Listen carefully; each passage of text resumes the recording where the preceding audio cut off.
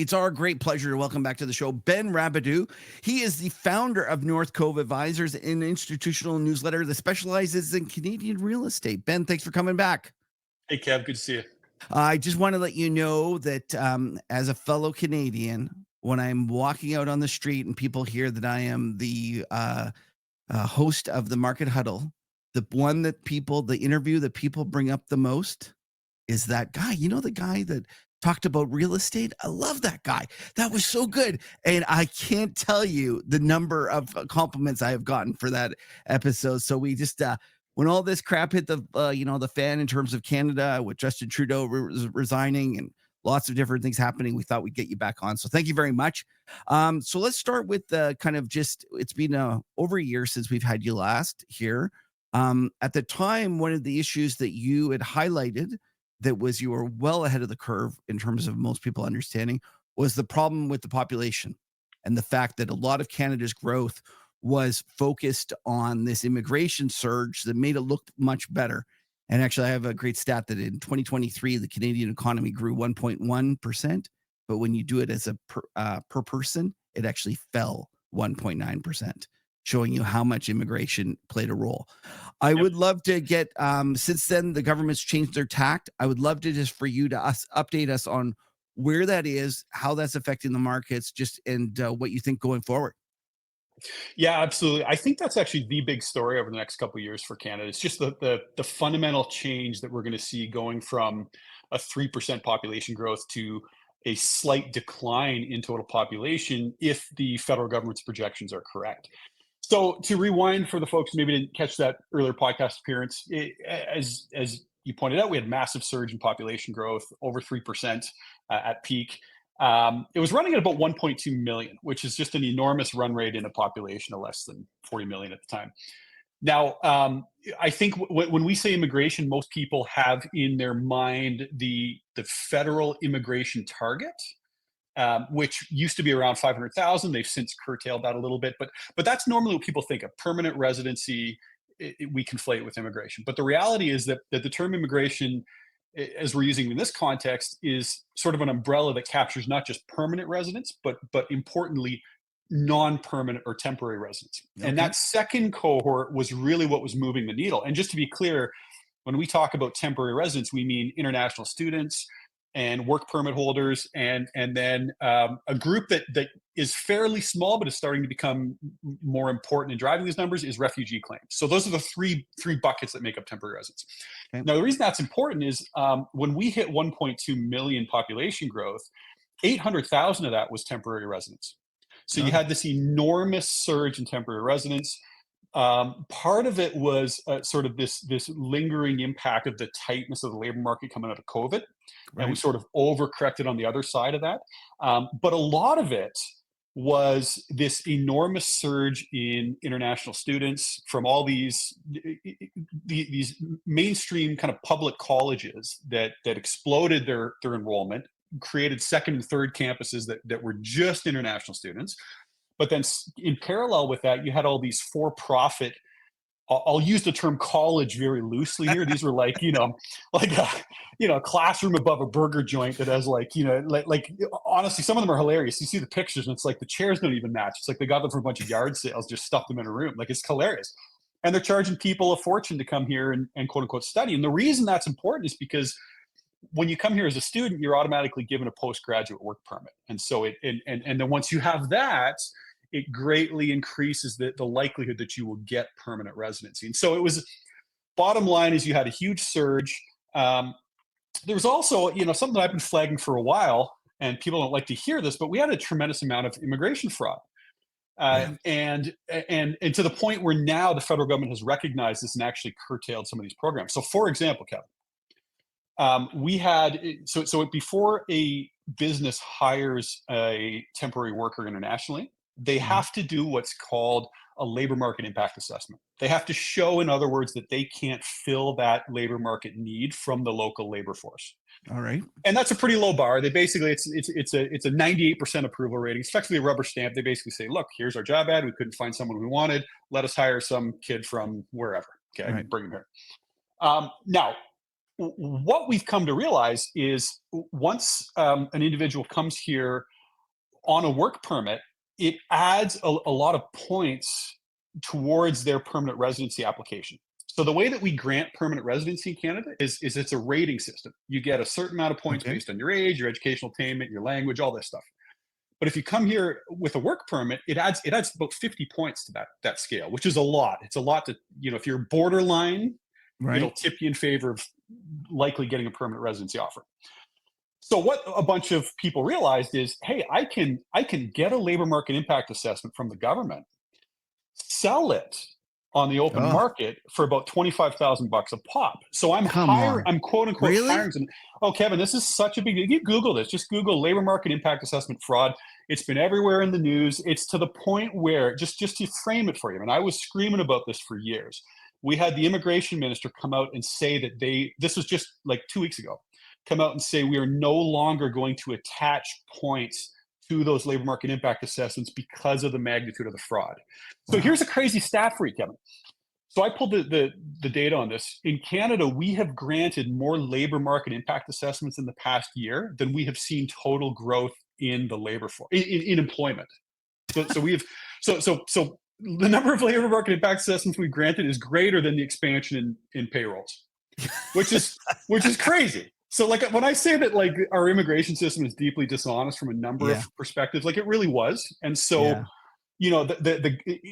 as you know, my concern all along with this is that, and I testified before Parliament on this back in 2021. I said, if we're not careful here, we're going to ruin the consensus that's taken us generations to build in Canada, that immigration is a good thing, and we've had like the best immigration system in the world, and now we've completely fucked it up. Yeah. And In now the in like the everyone space of like hates two, this. 3 years. Dude, and this is what I've been saying for a while, is like it's going to take a generation to get this back. And so Yeah. look, all that to say, everything's a pendulum. We've spent a couple of years being way too loose on immigration, looking the other way on obvious fraud. Right. It's going to kick back the other way. Right. And now we're starting to see the response. The feds are starting to dramatically tighten. They're basically saying that they're going to target a reduction in temporary residents of about 400,000 annually for the next 2 years. And in addition to that, they're even curtailing the permanent resident target, which used to be 500,000. They've knocked it down to a little under 400,000. And they're going to reduce that in each of the next 3 years. So when you run the math, and this is not my math, this is the projections directly from the federal government, Yep. they are targeting a reduction of 0.2% in the total Canadian population for the next 2 years annually. Yeah. 0.2. And that it just we're going from to your point, we're going in terms of that pendulum, we're going to having the pedal straight down and just going crazy to slamming on the brakes. And actually, Yeah. and one of the things as a Canadian, and obviously you and I are both pro-immigration. We're all immigrants. It's lifeblood of our country. We're not disputing that we need immigrants. It's just that this was a terrible system. We're not doing Canada any favors. We're not doing the immigrants any favors. And I do worry that we've gone so hard on the brake now. These people have come here expecting to be able to stay, and they're not going to be able to stay. And Well, it's kind of sad to me that we've kind of, in essence, like we've done the old wink wink, you can stay afterwards, or at least it was yep. implicit in there, and now we're telling them no, you got to go home. I mean, I'd push back a little on that because I Okay. think a lot of the misrepresentation did not come from Canada specifically, but from the immigration consultants that were profiting off this. And Right. and I agree with you. I feel bad for those people, but I don't. They were not making representations of good faith on behalf of the Canadian population, and I don't. I Okay. know what you're saying. I don't feel the way. Now, the other thing is that I would also point out is, it does create a real pickle. If you look at the demographic dynamics of Canada, we have 250,000 more men in the 20 to 29 age group than we do women. Oh Because gosh. that, yeah, because that, yeah, right. So because that temporary resident cohort skews overwhelmingly towards men, you have 250,000 more men in that age cohort. And a decade ago, they were even.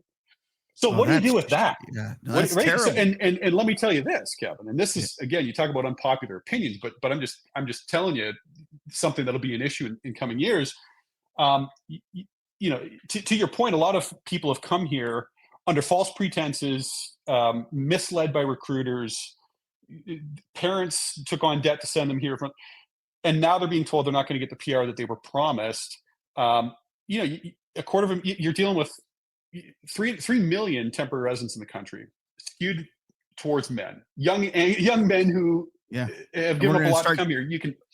You can see where this becomes potentially a problem down the road. Like I like a do worry about security that. issue is what you're It's a saying. national security issue. No one Yeah. wants to say it, but I'll say it. I think Yeah. it's a real problem. Well, it's a clusterfuck all around. So, let's talk about what this means for the markets. We've gone from the kind of great Canadian miracle in terms of our economy doing way better post COVID than anyone expected, to now all of a sudden we're going to go and there's going to be this huge drag in terms of the employment, or sorry, the immigration, and in terms of the demographics. But there's more than just that. Like, we're seeing also, like, we forget, but we are sitting here as Canadians. We are one of the most consumer indebted countries in the world, with mortgages that aren't set for 30 years. They float. A lot of those mortgages are coming due. And I would just love to hear kind of your updates in terms of what you're seeing on the ground in terms of the real estate market. Well, if we start on the consumer credit side, I would say it's we're still in the process of kind of normalizing everything from kind of mortgage delinquencies to kind of charge-offs at the banks. Everything that's sort of consumer credit related, the way I would characterize it is normalizing, but it's not alarming, which I think is the exact term I used last time I was on. It was just Okay. we're just a slow grind back to what you might call normal. Now, I would say that we had good data just last week from the Bank of Canada, and they found that the share of Canadian households that are behind on at least one credit product is now at the highest it's been in a decade, with the exception of Q2 2020 when we locked everything down. So, like, Wow. you're seeing some signs that, like, it's starting to simmer a little bit under the surface. Last quarter, you had a pretty big jump in impairment, gross impaired loans at the Canadian banks, specific to the Canadian portion, the retail and business portion. Right. So you're starting to see some signs there, but it's just, it's just been a slow burn, and that's on the consumer credit side. The thing that's keeping that together, I think, is the fact that the labor market is holding together pretty well. And I think if Exactly. that changes, all bets are off, right? But um, as it relates specifically to housing, we saw a pretty steep drop off a peak in early 2022, and we're still about, depending on the metro, anywhere from kind of 10 to 15% below peak levels. Okay. And most places just kind of grinding sideways right now. There's nothing really alarming. It's very different when you get into the condo market in certain areas relative to single family. Condos look really weak. Um, but I'd say it's just kind of grinding. Now, what I would say is, if you look at Toronto, last month we had a 19% seasonally adjusted decline in sales that kind of came out of nowhere. Right. So you really saw demand kind of bump up against a real wall, and I think the reason for that is there was a lot of optimism that rates would be getting lower quickly, and we did see 100 50, right? what are we, 100, we're 150 off a peak Yeah. now, right? Yeah. And 100 bips of those have come in the last couple months, and so but what happened was, in Canada, we have fixed mortgage rates, you have variable mortgage rates. The fixed rates sort of front ran the move from the Bank of Canada, Right. right? And what I look at every month is, what's the very best mortgage you could get today? The lowest, Okay. regardless of the term, just what's the lowest rate? Right. And what you find is that even though the Bank of Canada has cut rates 100 bips over the last few months, the best mortgage rate is unchanged from September, Ah. Yeah. Yeah. right? So you've kind of bumped up against, you had like a bit of exuberance, I guess, when you first started that rate cutting cycle, and all of a sudden mortgage rates went from like 5.8 to 4.5, and everyone's like, oh, this is great, and then they just kind of flatlined there for the last 4 months, right? And I think now we're bumping up against this realization that, shit, like, rates might be higher Yeah. than people think. And this is the point that I would make. And you know I think what everyone's missing is, everyone's like, well, look, rates are down from the peak, so I think everything's going to be okay. But the way I always have looked at it is, if you get a spike in rates, then let's say you go from 1% rates, where we were at the dead lowest for mortgage rates, and they jump up to 7%, but then like a year later they're back down to 1%. That's not that disruptive. You can weather a 1 year jump in rates. But if they just go up to like 5%, and they stay there for a few years, that to me is way more disruptive than a spike up to 7-8% that comes back quickly. And that, I think, is what we're starting to see, is these rates are just going to be stickier for longer than people think. Okay, so I hear you in terms of, we one haven't had the employment, any pain in the employment side, but yet now we're sitting in this situation where interest rates are no longer going down, and this is the real problem. Are we going to be here for longer? And if so, what happens to the market. And God forbid, one of the things that really makes me scared, Ben, is like, what happens if we actually get some layoffs? Like, what if the global economy turns over and then next thing you know, Canadians are sitting there losing their jobs? Because I think that they make the payments as long as they have jobs, but they so far have kept their jobs. And when you look at the consumer in terms of how much room they have, what are your findings? Like, are you scared about that? Oh, it's the number one thing that's going to keep you. And anyone that is related or in the mortgage ecosystem at all will tell you that there's three things that drive mortgage delinquencies, and it's unemployment, unemployment, and unemployment. Right? So it's really the only thing you'd be looking at. So yeah, if you get a deterioration in the labor market, all bets are off. And we've had, like, I'm sure you saw the labor force survey last week, which is our Canadian jobs number. But I mean, it's such a wacky survey. It's like we created 90,000 Yeah, which is jobs, but then, crazy.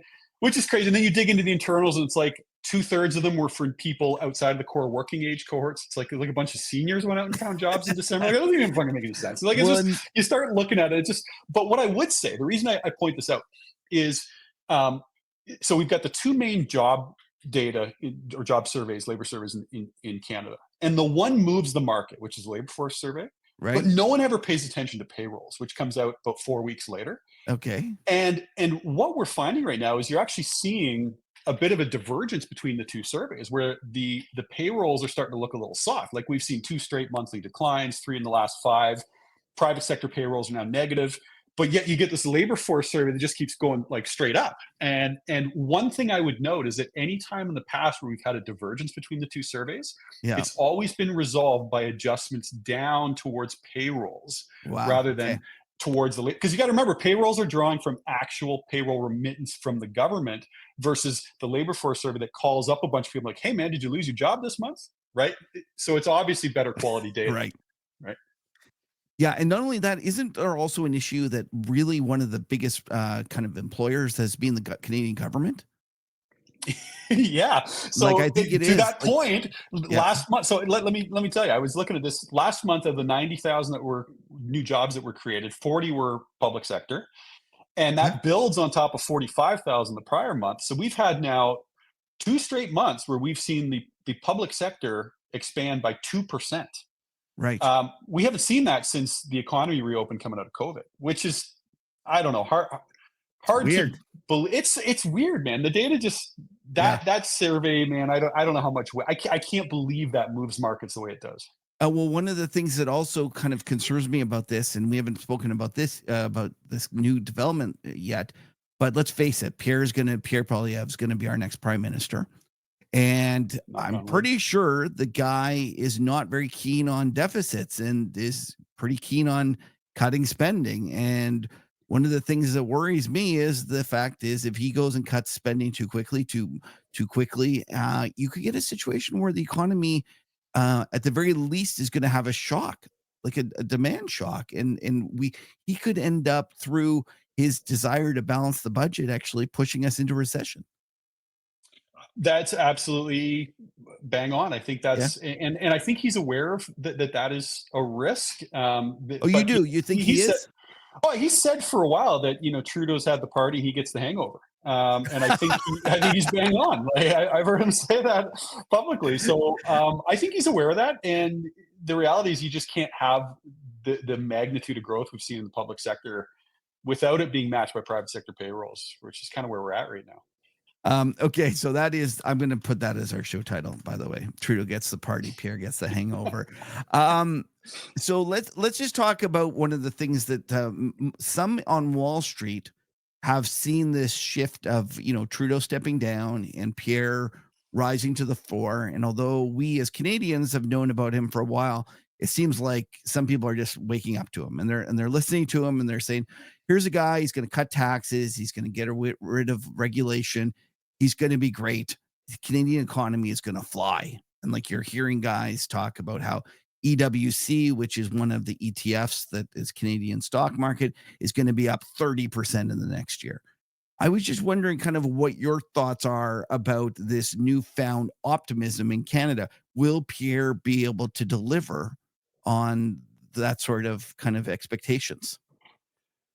Well, over the long term, I would be extremely bullish under a different regime too. Like, it can't get any Okay. worse, Kevin. Like, you really can't. Like, Well, you're starting so with I'm such a low not sure bar. you're But correct there. Okay. well, I'm well not sure. let me tell you what I think is going to happen. So I Okay. think you and I are in agreement that you get a change in government. They loosen some of the restrictions coming out of the energy sector. They push provinces to get more in line with Trans-Canada pipelines. You get everybody pulling in the same direction. That's categorically good for, I Yep. believe, for the energy space. Not to mention the fact that you've got these companies where the revenues in US dollars and the costs are in Canadian dollars, which is pretty darn good setup if you have a view that CAD's going to get smashed, which I Right. think you and I maybe share that view. So we're Yep. you And know listen, I we're a completely little agree echo with you. chamber here.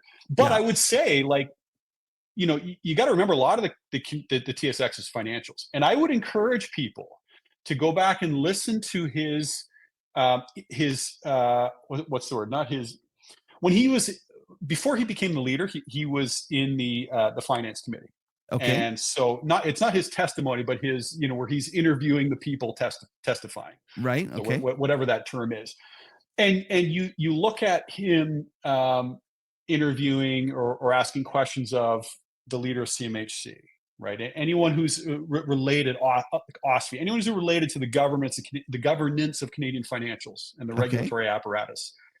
Very clear that he is not a friend of the Canadian banks, I believe, Okay. and is not a fan of the taxpayer-backed insurance scheme that has underpinned the Canadian banks and created this artificially high return on equity that you see from these financials, right? Okay. Could you explain that actually before you go on? Could you explain that artificial backing? Well, sure. So a lot of the mortgages on Canadian bank balance sheets have effectively a zero risk weight to them because they carry a government-backed insurance scheme where the covered party, being the banks, do not pay the deductible and have no quote unquote skin in the game. The deductible is paid by the borrower, or I should say the premium is paid by the borrower. There's no deductible to the banks. So effectively, you're creating these infinite ROE instruments on the part of Canadian banks in the form of these insured loans. And not only that, you've gotten in a situation now where CMHC has also gotten into the insurance of certain construction financing as well. And so Oh, it's kind of been this they will. mandate creep on the part of so you've got sovereign backing of a chunk of these loans. So it's like Um, Fannie and Freddie in the States, but instead of it being implicitly guaranteed by the government, it's explicitly guaranteed by the it's government. explicitly and it's 100% coverage. Okay. So Oh, I'm not super familiar with the Fannie and Freddie model, right. but I believe they're covering a tranche of the total. But I could Okay. be. Okay. I'm a So Canadian guy, but the long and short of it is the Canadian bank underwrites a mortgage, the government guarantees it, and the credit risk is transferred to the government. if it's an insured mortgage, which is about 30 to 40% Correct. of the bank loans, depending on the bank. But that's right. And so Okay. you've got and because it's a sovereign backing, it carries effectively a zero risk weight. So you can Okay. imagine the leverage you can put on a zero risk weight assets, and so part of the profitability of the banks, and the banks are wonderful businesses in Canada. I'm not knocking the banks, but they do enjoy this tailwind of this sovereign backing that ends up being this kind of liquidity provision, and the fact that they can securitize these loans. It's a constant liquidity conveyor belt, and it's effectively infinite ROE for these banks. And I don't think it's I Okay. question how sustainable that is if you look at the comments from Poilievre directly to the heads of CMHC over the years. Right. So your argument is that if you kind of read between the lines, that this heyday of the banks, you know, pushing all the credit risk to the government is over. At the very least, the direction of change is not going to be positive. It'll Yeah, be yeah, negative. we sort of ended up chasing a rabbit down a hole there. That's one small component of it. My point broadly is just that if you think of a bank broadly or very in general terms being a levered play on the state of the underlying economy, right? Right. If you have a view that Canadian economy is going to soften, as I do, it's hard to see a scenario where the banks rip higher under that government, even if there is some kind of optimism in the near term. And I just also think people are sleeping on the fact that I just don't think he's as bank friendly as prior administrations have been here in Canada. I think his comments are really clear on that point. Yeah. Actually, going back just quickly to the immigration, I kind of one of my big pet peeves is the fact that if you think about the post-COVID environment, we actually had an environment where, for the first time in decades, labor started to win at the expense of capital. Like the worker actually had some negotiating power. And Yep. what did the Canadian government did? A huge amount of legal immigration. What did the American Yeah. government did? They did a huge amount of illegal, or like just at least letting it in. And what I like, this is to me one of the things that just makes me mad about the left or middle, whatever you want to call it. They purport to be, representing the people. And the moment the people have some, bargaining power, they let in all these other people again. And just as a Yep. quick aside, I can tell you I have a friend who has a company, and I don't want to give away what it is. Let me just think how to say this. He has a company where it employs a lot of teenagers. And then the post-COVID environment, these teenagers started to get better jobs, and he had to finding himself competing with labor. And what happened was, after Trudeau went and allowed in all these, students and this huge immigration boom, what he did was he just took a bus and literally drove it to where the students were and started picking up students to work for the day at his place. And so he's sitting here saying, I hate the policies, but me as a business owner, this has been a huge boom.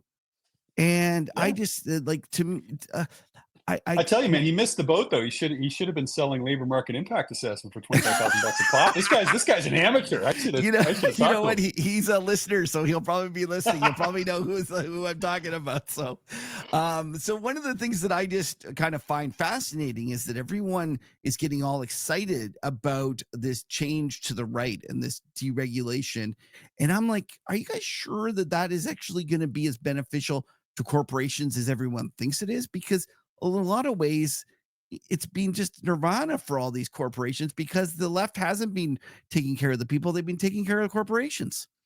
Yeah, that's such a great point, man. I've gotten into this on X with folks on the left before, that the party in Canada that is supposed to be most pro worker, being kind Yeah, of the NDP, is the one that seems to be most okay with this enormous population boom that has suppressed wages, right? yeah, You know what I mean? And suppressed exactly. worker, kind of kept the shift in power from capital back to labor, right? Right. Okay, so I think ultimately both you and I agree that we are about to roll over, and it's going to be led by real estate. The reality is that the consumer is over indebted and will be struggling under this burden. Could you just explain to people like how insane our real estate is in terms of its affordability? Like give some anecdotes and talk about like Yeah. how difficult it is for folks. Yeah, so I mean, there's a number of ways you could look at it from an affordability perspective, but in general, if you look at kind of median household income and look at median prices, we're as unaffordable today where rates are as we were in the early 1990s when rates were well into double digits. I mean, we've never seen this share of household income required to service mortgage debt, even with rates coming off. So we're off the peak, but Right. still just at an alarmingly high level. So we're nowhere near close to restoring affordability. And we know that with that, it's kind of because of the boom in house prices. We've seen a big push into consumer spending. We've seen, I think, a lot of wealth effect related consumption. Residential investment still near record high, and it's particularly alarming when you look at the divergent trends between like residential investments and any form of business investment. You've just seen the two of them go in opposite directions. And so I think we've sort of seen a situation where the Canadian economy has effectively cannibalized itself based on this Okay. push into less productive assets. Um, and long term, I think that's going to be a concern. If you look at, here's an interesting one, Kevin. If you look at um, so residential investment as a share of total gross fixed capital formation. So total kind of economy-wide investment. So Okay. different levels of government, corporate investment, all of that. You look at residential investment as a share of all of that. Canada right now is sitting around 40%. Okay, so that's 40% of all investment into roads, bridges, intellectual property. everything. 40% of it's residential. So, okay, well, what does that mean? Right. Well, if you look back in time, the only other OECD countries that have ever gotten close to that were Greece, Ireland, and Spain in the mid 2000s. Right. And so, right, it's damning because you've seen such a flow of kind of human and financial capital into real estate and away from other kind of more productive measures. I mean, I'm sure you and I both know people who had these amazing careers, is doctors or engineers or whatever, that in the last few years became real estate agents or they're Oh, flipping yeah. houses. Like, those guys, right? Yeah. We're Canadians. Like, we all know those guys. And it's just, to me, it's just a sad state of affairs. And it makes me wonder long term, like how it makes it harder to grow your way out of a debt boom because of Okay. that. Right? So let's talk about what this looks like. If, how do we muddle through it, and what does the next 4 years under Pierre look like? Well, I think the way you have to muddle through it is you need an adjustment back towards producing goods. You need to. I think a lot of the adjustments going to have to come via the currency and facilitating exports and freeing up the energy sector and just loosening some regulations, getting business investing in, but also maybe looking into whether the tax code makes. This isn't going to be popular, man, but you just if you want to get rich in Canada because of the way the tax code is structured, you're way better off as a kid not to pour your money into creating a business and trying to build value and build it up and hire people and actually build something. You're way better off to just buy the biggest fucking house you can afford, take on the biggest mortgage, and let your capital gains accrue tax-free. Well, having said that, that's because we've been in the greatest real estate bull market. What happens if these things start going down and people? Well, but you understand what I'm saying. You're from a tax perspective, you are way more incentive to do that, right? And I hear what you're saying, but I still just think that there has to be a way to incentivize people to invest. You got to get the tax normalized so that you're way more incentivized to invest in new businesses. At the very least, the direction of tax on the house should be up, and the direction of tax on business should be down. You and I they're gonna revoke our Canadian citizenship for saying that out loud, but it's true. Okay, and you said that you think the outlet valve will be the currency. I happen to completely agree. Why don't you tell people why you believe that, and what sort of time frame are you thinking about? Well, I have no idea about time frame. What I would say is we're at such an interesting point where if you look at things like the household debt service ratio, which I happen to think is one of the most important metrics in economics. And in Canada, you're sitting near all-time highs. It's off the peak, but it's near all-time highs. In the US, it's basically at the dead lows. Yeah. Right. So you've got this point where, the US has gone through a deleveraging cycle coming out of the financial crisis. They've termed out their debt. There's no meaningful exposure to higher rates for the foreseeable future. And in Canada, it's crushing us. And so, we're at a point where the US needs higher rates. We need lower rates. And I think that's true. I just think Canada is a much more interest rate sensitive economy than people generally recognize. Like, I think if you were to tell people that Canada is one of the handful of countries that's in like the plus 300% debt to GDP club when you aggregate all, whether it's government, corporate, and household, and we're well above the US. Federal and provincial is another big one that people miss.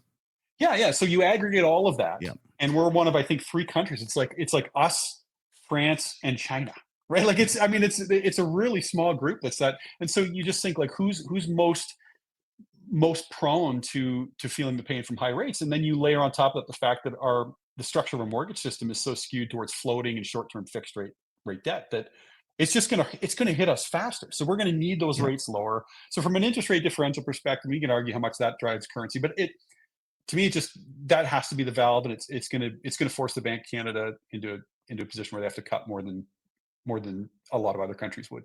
Yeah, I completely agree. Like everyone's asked me, do you think we're ever going to go down to 1% bond, rates in the States? And I say, I don't think we're ever going there in the States, but I think there's a chance that we're going to end up there in Canada. I can see it. Yeah. Kev, there's great data from the Bank of Canada. They actually just released this last week where they looked at loan level data and they looked at the renewal wave that's coming up. Right. And so, remember I said earlier, like I just look every month at like, what is the lowest rate I could get today? And I compare that back across time. And And so from late 2020 to early 2022, you had like a call it like a 15 or 16 month period where at the absolute lows, you're getting rates, mortgage rates at less than 1.2% for 16 straight months. Yeah. And that was like the best. And then you had special, like so that's like the best widely available rate Right. in Canada. But then you had special rates where you're getting under 1% for mortgages. Yeah. Now, that got as high as 5.8% in late 23, but today we're still 4.4%. So you're going from 1.2% to renewing at 4.4%. And when you look at the data from the Bank of Canada, so if you think all those mortgages were termed out in late 20 to early 2022, and you basically roll those forward 5 years, Right. that's where the issues are going to surface. And that to me is still the fundamental issue. So at 4.4%, if you just run the math on what that looks like for renewal, you're still looking at like a 40% payment shock. I Yeah. just It's don't think huge. that's so the rates have to get lower or this just blows up. Like I just think Yeah. it's such Well, an the issue for the economy economy. rolls over and then it ends up being the rates follow the economy lower. And this Yep. is why I think I think it's so interesting, Ben, that all these guys, these hedge fund managers, newsletter writers that were so keen to short Canada, post GFC. And I remember them writing stuff like, you guys will learn the hard way. You'll learn how you're going to get a financial crisis like ours. They've gone and we've blown this bubble and now we've blown it larger than the US ever blew their bubble. And it's finally pricked and it's about to kick in, and at the same time that this trade is finally going to work, they're all going long Canada because some right-wing guy is going to win in 3 months. Like, it makes no sense. They're letting their politics get in the way of their trading. Yeah. And Yeah. I No, just I find it amazing because it's like, how long have we been sitting here waiting for this moment? And it's finally upon us. And we've hit those numbers where we just can't continue. You've just explained to us the level of debt and the fact that rates are higher. And yet now all of a sudden everyone's getting bullish. I guess that's the way of the market. It's yeah. just, That's how it goes. there's no wall of where you'd climb anymore. No, that's it. Can I really quickly comment on vacancy rates and Yeah, purpose-built you rentals? do 'Cause I think whatever you'll you find this interesting. yeah. So I actually have a view.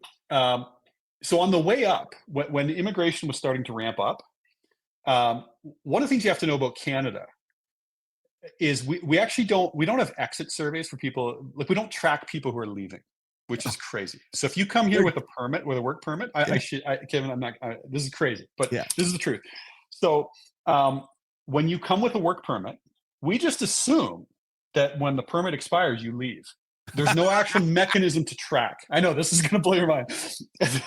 And so in the early days, like one of the things that we were noticing is the official population figures from Stats Canada weren't showing this enormous boom yet. But even Okay. before it started to register, you were seeing like vacancy rates like really occupancies were spiking really tight at the REITs.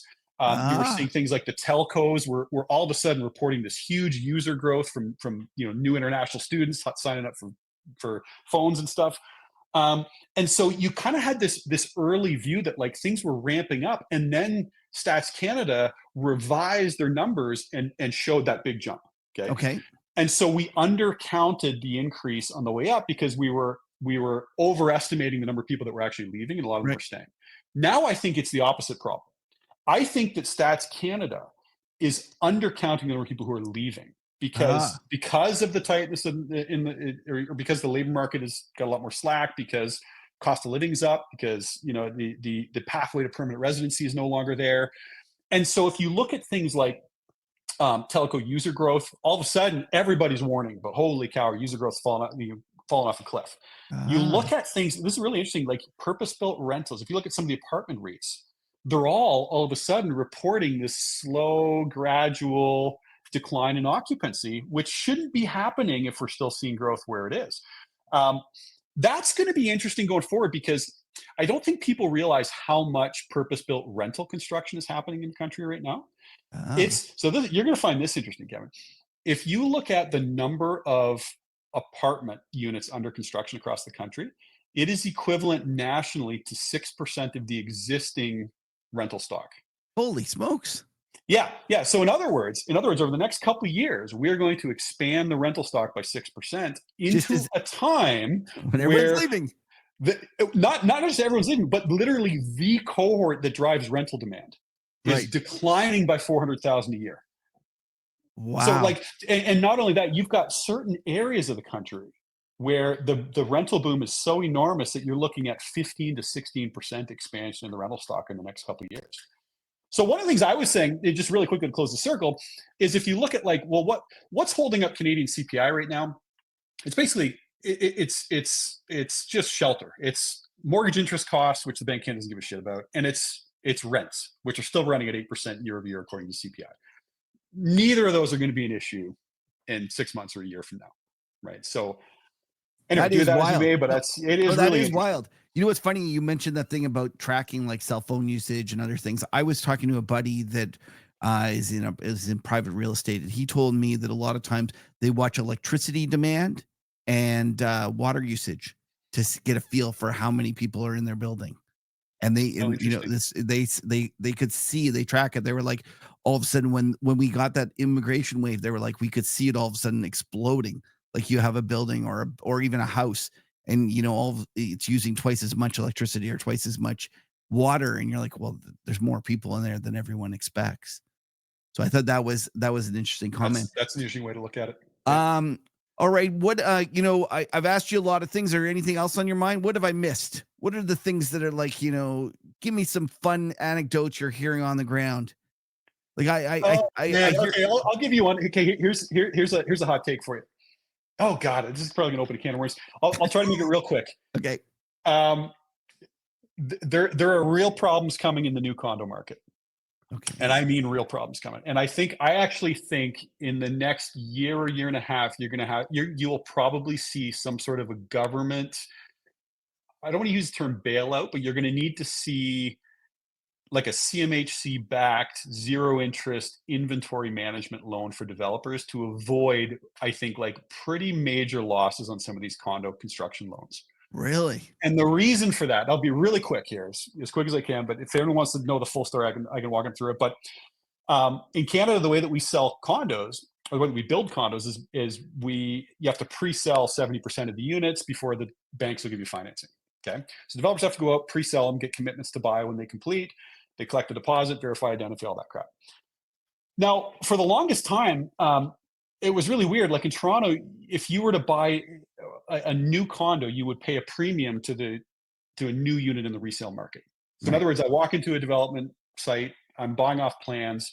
It's $1,000 a square foot to use a round number, but literally across the street is a brand new building where I can buy one today for $950. So they embed this premium into it. Never an issue because prices would rise. It'd take 4 or 5 years to build it. Prices have gone up, no problem. Well, then when things got crazy in 2020, 2022, that premium blew out to 20 to 30%.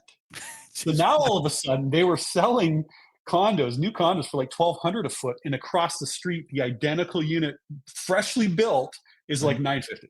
Okay, so now you're at the early stage of those units delivering because Okay. you roll that forward 5 years, all Yeah. those units start completing, and they are so underwater. I mean, they are so like the condo market. Not only has it not gone up to kind of close that gap, it's gone down. So now you're Right. seeing condos coming that are 20, 30, 40% offside. Um, and the deposit is gone. You're Yeah. still underwater. So one of the craziest anecdotes, if you just go join one of these like Facebook assignment groups where people are trying to flip these contracts to get out from having to close. Like they're basically Yeah. trying to like, here, just sell the right to this condo unit. And it's just like distressed condo, original price 700,000, letting it go for 500. Like you just see Yeah. like it's constant and they can't get a bid. Like it's just that market is dead. And I think what's going to happen is you're going to start to see some condos that fail to close because they have such a high share of those buyers that cannot get financing because you know who's going to appraise that at if you pay Right. right the appraisal is way offside, Yeah. right? And or they're just not willing to close because you're throwing good money after bad. Yeah. And I think that's going to become a story this year. And I think that people are going to clue into just how big that problem is. and it's going to cause sort of a public dialogue around how do we fix this, because there's potentially really big losses coming. So theoretically, the deposits are all gone, and it's Mhm. actually the condo developers because you've now gone through like it is a non-recourse loan or a Yep, recourse loan. It is a it, recourse it loan, is right? recourse. Yep. But the reality of chasing down, like, let's face it, a lot of these people would be, maybe even some of them will be foreigners. They're buying on spec, and like there's going to Well, be let me.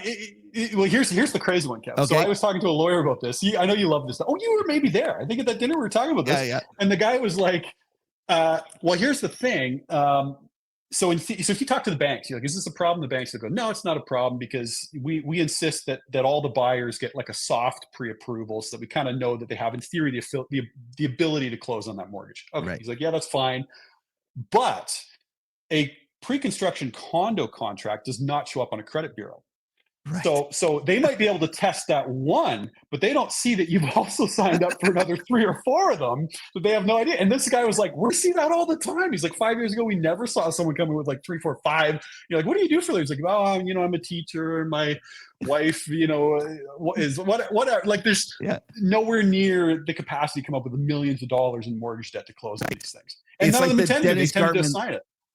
Yeah. That would like Dennis Gartman used to say there is never one cockroach. Or it's like Bill Wang. You probably don't know Bill Wang. Bill Wang Oh, was I know a who hedge Bill Wang fund. is, of course. Oh, Bill Wang, yeah. He just they Yeah. all assumed that he's only doing these crazy trades with me. There's no way he's also doing it with Credit Suisse and Goldman Sachs and Yeah. everyone else. So that's Yeah. in essence what's happening. Actually, I'm thinking back to your idea of the rentals. And I remember my old man telling me the story about him buying something in Toronto in the 90s and the yield that he got on this when he rented out his townhouse. And I was like, "Are you sure you got those numbers right?" Like, I can't remember what it was. It was like he bought a townhouse for $500,000 and he was getting like what was it? It was like 50, 60, or 75 grand of kind of rent payments. And it was because the cap rates were so high.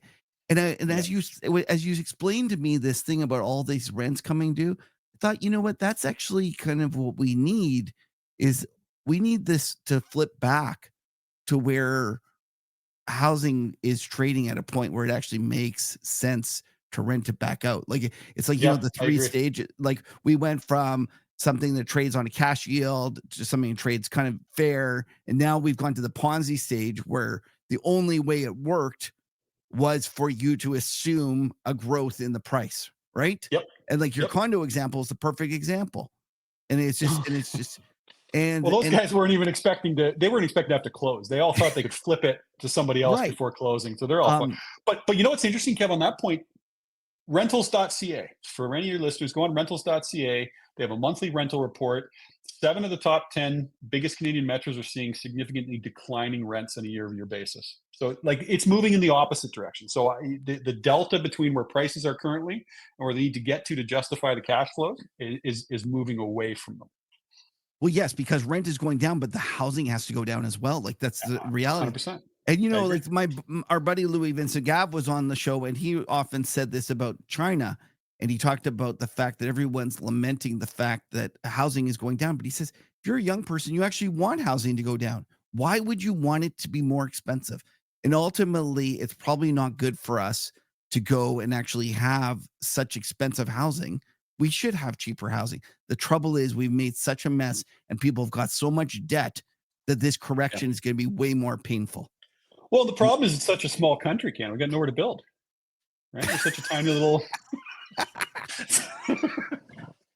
all right, on that note, Ben, why don't you tell people about what you do and what the type of clients are that you chat with and who should be reaching out to you in terms of on the institutional level and who should be just hitting you up on Twitter. Sure. Yeah. Ben Rabidoux on Twitter or X, whatever you want to call it. Happy to chat anytime there. If you're an institutional investor and you just want to talk about this stuff, Ben at northcove.net. Or if you are involved in the real estate space, so whether that's developer, realtor, mortgage broker, whatever, edgeanalytics.ca. Great. Well, thanks a lot, Ben. It's been a lot of fun. Good catching up, Kev.